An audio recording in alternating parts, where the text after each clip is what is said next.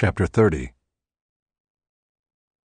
Ah, stubborn children, declares the Lord, who carry out a plan, but not mine, and who make an alliance, but not of my spirit, that they may add sin to sin, who set out to go down to Egypt without asking for my direction, to take refuge in the protection of Pharaoh, and to seek shelter in the shadow of Egypt.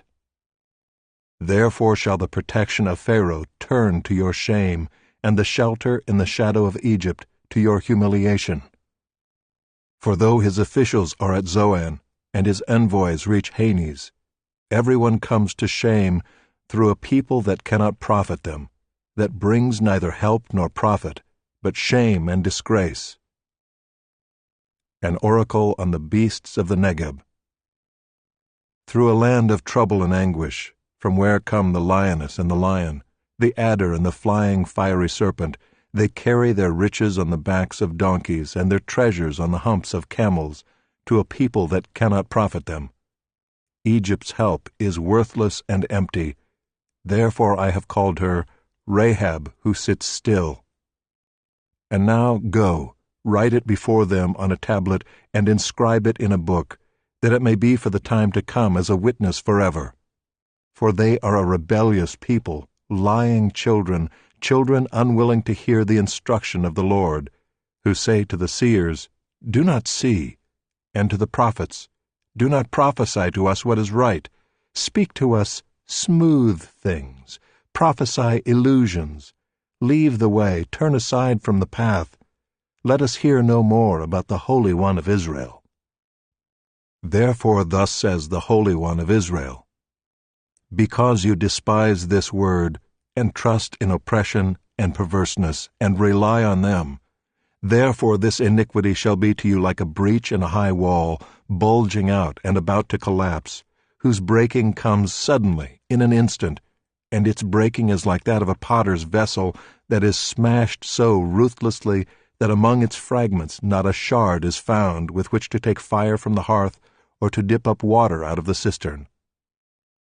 For thus said the Lord God, the Holy One of Israel, In returning and rest you shall be saved, in quietness and in trust shall be your strength.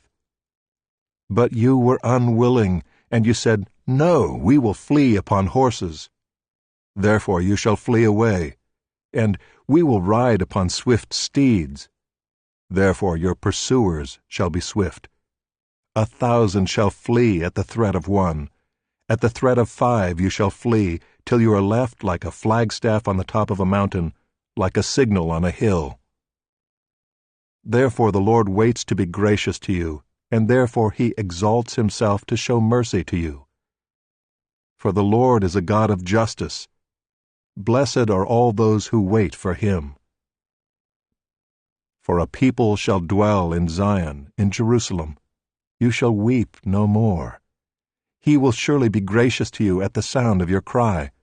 As soon as he hears it, he answers you, and though the Lord give you the bread of adversity and the water of affliction, yet your teacher will not hide himself any more, but your eyes shall see your teacher, and your ears shall hear a word behind you saying, This is the way, walk in it, when you turn to the right or when you turn to the left. Then you will defile your carved idols overlaid with silver, and your gold-plated metal images. You will scatter them as unclean things. You will say to them, Be gone. And he will give rain for the seed with which you sow the ground, and bread, the produce of the ground, which will be rich and plenteous. In that day your livestock will graze in large pastures, and the oxen and the donkeys that work the ground will eat seasoned fodder, which has been winnowed with shovel and fork. And on every lofty mountain and every high hill there will be brooks running with water in the day of the great slaughter when the towers fall. Moreover, the light of the moon will be as the light of the sun, and the light of the sun will be 7-fold as the light of 7 days, in the day when the Lord binds up the brokenness of his people and heals the wounds inflicted by his blow.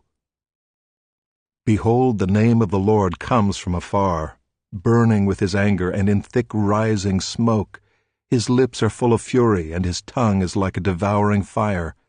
His breath is like an overflowing stream that reaches up to the neck, to sift the nations with the sieve of destruction, and to place on the jaws of the peoples a bridle that leads astray. You shall have a song as in the night when a holy feast is kept, and gladness of heart, as when one sets out to the sound of the flute to go to the mountain of the Lord, to the rock of Israel. And the Lord will cause his majestic voice to be heard, and the descending blow of his arm to be seen, in furious anger and a flame of devouring fire, with a cloudburst and storm and hailstones. The Assyrians will be terror-stricken at the voice of the Lord when he strikes with his rod.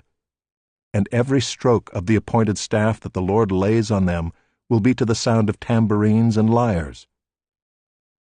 Battling with brandished arm, he will fight with them. For a burning place has long been prepared. Indeed, for the king it is made ready, its pyre made deep and wide, with fire and wood in abundance. The breath of the Lord, like a stream of sulfur, kindles it.